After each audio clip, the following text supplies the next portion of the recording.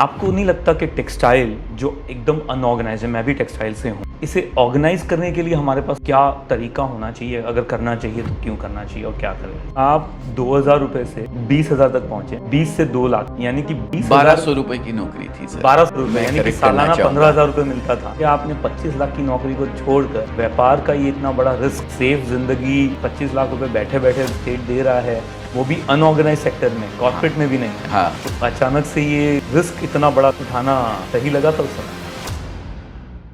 आपने इतना कुछ अचीव किया है, मतलब आपकी पॉडकास्ट सुने हैं, आपके कहानियाँ सुनी हैं, आपको बहुत सी जगह पर सुने। आपको नहीं लगता कि टेक्सटाइल जो एकदम अनऑर्गेनाइज है, मैं भी टेक्सटाइल से हूँ, तो ये जो इतना अनऑर्गेनाइज्ड सेक्टर है, इसे ऑर्गेनाइज करने के लिए हमारे पास क्या तरीका होना चाहिए? अगर करना चाहिए तो क्यों करना चाहिए और क्या करें? सर ऑर्गेनाइज बहुत अभी भी मैं वो अंधों में काना राजा नहीं बोलते हैं। हाँ। मैंने थोड़ा सा ऑर्गेनाइज किया है। मैंने किया इन द सेंस हमारी कंपनी ने थोड़ा सा ऑर्गेनाइज वे के अंदर, आपको सही बताऊं तो मैं 2011 तक जॉब करता था। हाँ। मुझे एचआर का पता नहीं था सर, क्या एचआर होती है या क्या इसकी वो होती है फुल फॉर्म। एचआर का मतलब हाँ, ये सब पता ही कॉर्पोरेट नहीं वर्ल्ड था, है, ये सब कॉर्पोरेट की बातें हैं, ये हाँ सब जी। कुछ नहीं जानता था मैं। लेकिन इच्छा थी कि हम बड़े लेवल पे जाएं और बड़े लेवल पे काम करें, एक व्यवस्थित तरीके से काम करें कुछ भी। लेकिन व्यवस्थित तरीका क्या होता है ये कुछ भी पता नहीं था। 20 साल जॉब करी तो वहाँ भी 19 साल जॉब करी मैंने 2011 तक, 1992 से। ओके। वहाँ भी कुछ अपने लेवल पे जितना जानते थे। हमारे जो सेठ जी थे वो बिहार से थे और वो भी वही सेठ वाली फीलिंग थी उनके अंदर भी। तो वहाँ भी इतना कुछ कॉरपोरेट कल्चर था नहीं, लेकिन थोड़ा थोड़ा यूज़ करके उस कंपनी को भी हमने मिल के एक लेवल पे लेके गए उसको भी। फिर 2019 तक 2011 तक आते आते ऐसा लगने लग गया कि नहीं, अब तो कुछ अलग करना है, डिफरेंट करना है एकदम। तब फिर अपना स्टार्ट किया। अब वो डिफरेंट क्या था, कॉरपोरेट था कि क्या था, ये पता नहीं था कि डिफरेंट क्या होने वाला है, लेकिन डिफरेंट करना था बस। ये समझना पड़े कि आप 2,000 रुपए से 20,000 तक पहुंचे, 20 से 2 लाख यानी कि 20,000 1200 रुपए की नौकरी थी सर। 1200 रुपए मैं यानी कि करेक्ट करना सालाना चाहूँगा। 15,000 रुपए मिलता था। हाँ जी। सालाना 15,000 से आप 20,000 2 लाख तक पहुंचे। हाँ। 2 लाख से 25 लाख तक पहुंचे नौकरी के अंदर में, और सडनली एकदम से आपने 25 लाख की नौकरी को छोड़कर व्यापार का ये इतना बड़ा रिस्क, सेफ जिंदगी, 25 लाख रुपए बैठे बैठे सेट दे रहा है, हाँ हाँ वो भी अनऑर्गेनाइज सेक्टर में, कॉर्पोरेट में भी नहीं। हाँ हाँ बिल्कुल।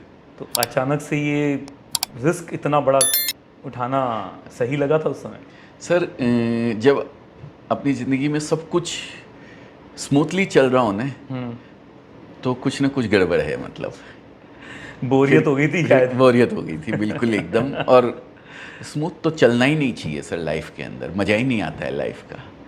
पर उस उम्र में 40 के थे जब आपने ये 40 का। उस उम्र में लोग सेटिस्फाइड होना पसंद करते हैं, ठहराव लाना पसंद करते हैं। एक प्लेटफॉर्म तैयार हो जाता है, बस गाड़ी हाँ, दौड़ानी रहती है। एक प्लेटफॉर्म बन जाता है, बच्चों की सिक्योरिटी की तरफ देखते हैं, और धीमे धीमे तो सत्संग और स्पिरिचुअल की तरफ मुड़ते हैं, और आप गैम्बल की तरफ चले गए, रिस्क लेने लग गए।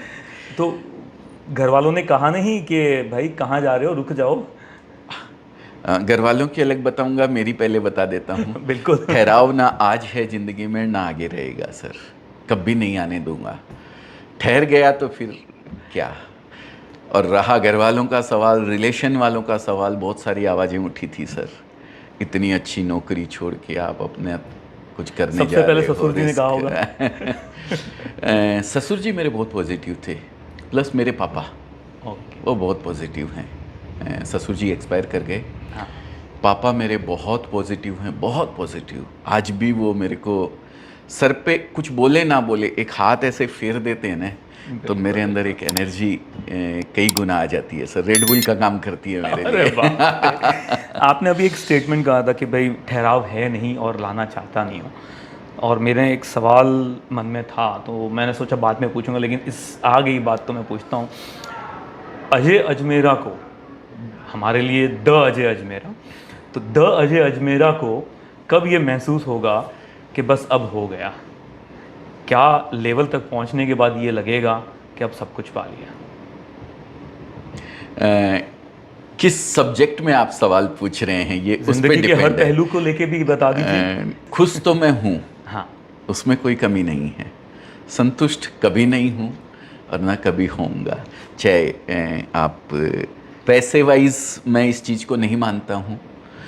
मैं ये मानता हूँ कि भाई आपके अंदर जब तक सुकून और शांति नहीं होना है, तब तक आपको किसी के प्रति जो अच्छा कर सकते हैं, आप जितना बढ़िया कर सकते हैं वो करते रहना चाहिए, मेरा ये मानना है। और मैं सुकून मानता हूँ, खुशी मानता हूँ।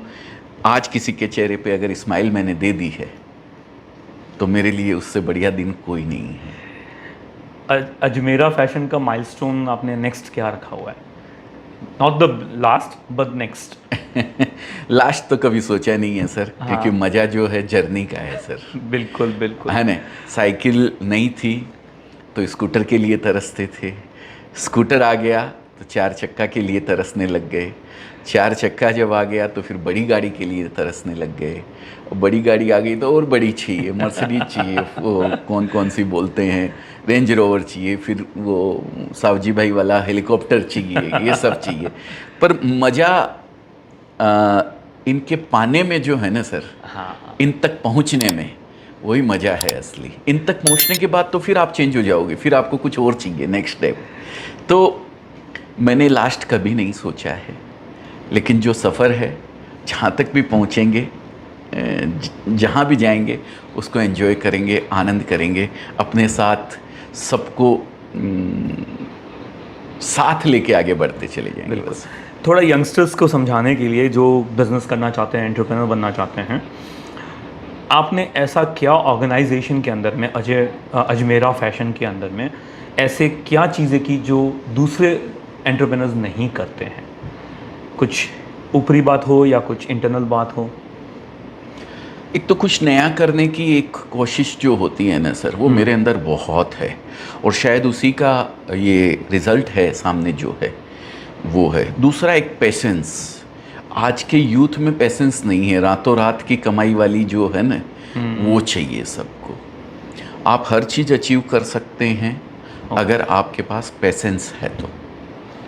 और स्ट्रक्चरल लेवल पे क्या चेंजेस आपने क्रिएट किए? स्ट्रक्चर लेवल पे तो मेरा मानना है कि अगर आप कोई काम कर रहे हैं और आपके नीचे कोई बंदा 80% भी आप जैसा कर ले रहा है, तो आपको वो काम उसको सौंप के आपको दूसरे काम में दिमाग लगा देना चाहिए। अपने आप आपका स्ट्रक्चर नीचे तैयार होता चला जाएगा। और मेरे हर बंदे को ये बात मैं कहता हूँ, हर बच्चे को। हमारे परिवार के 350 मेंबर प्लस हैं। 6 मेंबर से हमने शुरू किए थे, जिसमें 3 तो घर के थे और 3 ही स्टाफ थे जो सेल्स करते थे, सारा काम करते थे। वहाँ से हमने स्टार्ट किया ये चीज़। स्ट्रक्चर का एक रिसर्च किया, जैसे आपने कहा कि 80% सामने वाला अगर मेरी जगह काम करता है तो 100% उसको सौंप के आगे निकल जाइए। बिल्कुल। एक रिसर्च हमारी भी है, तो मुझे वो यंगस्टर्स को बताना, इसीलिए मैं वो सवाल पूछा। जी। आप लोगों को रिक्रूट करते यानी अपने फर्म में जब रखते हैं तो एक कंडीशन से रखते हैं या एक तरीके से रखते हैं, और वो क्यों रखते हैं ऐसा? देखिए, जहाँ रिक्वायरमेंट है वहाँ रखते हैं। हाँ। कंडीशंस कुछ भी नहीं होती है हमारी।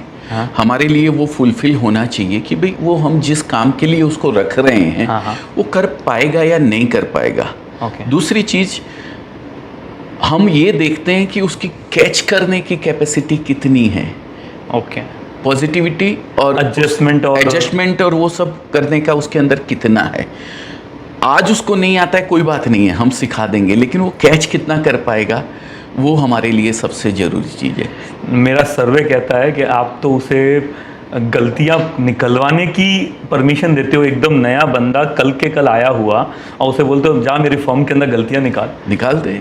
बिल्कुल। हम ये तो ये आज़ादी आप किस हिम्मत से देते हैं कि बाहर का लड़का जिसको नौसिखिया है उसको बोलते हो जा मेरी फॉर्म में गलतियां निकाल? मतलब मैं इस माइंडसेट को समझ नहीं पा रहा हूँ। मैं गलतियां निकालने के लिए नहीं कहता हूँ, और ना ही मैं कभी ये कहता हूँ कि मैं फुल प्रूफ होके कोई भी काम करता हूँ। हाँ। बहुत सारे डिसीजंस मेरे ऐसे हैं जो गलत भी हुए हैं, ऐसा नहीं है कि नहीं हुए हैं। हाँ। लेकिन मैं इतना मानता हूँ कि मैं डिसीजन जो लेता हूँ ना, उस पर एक्शन ले लेता हूँ।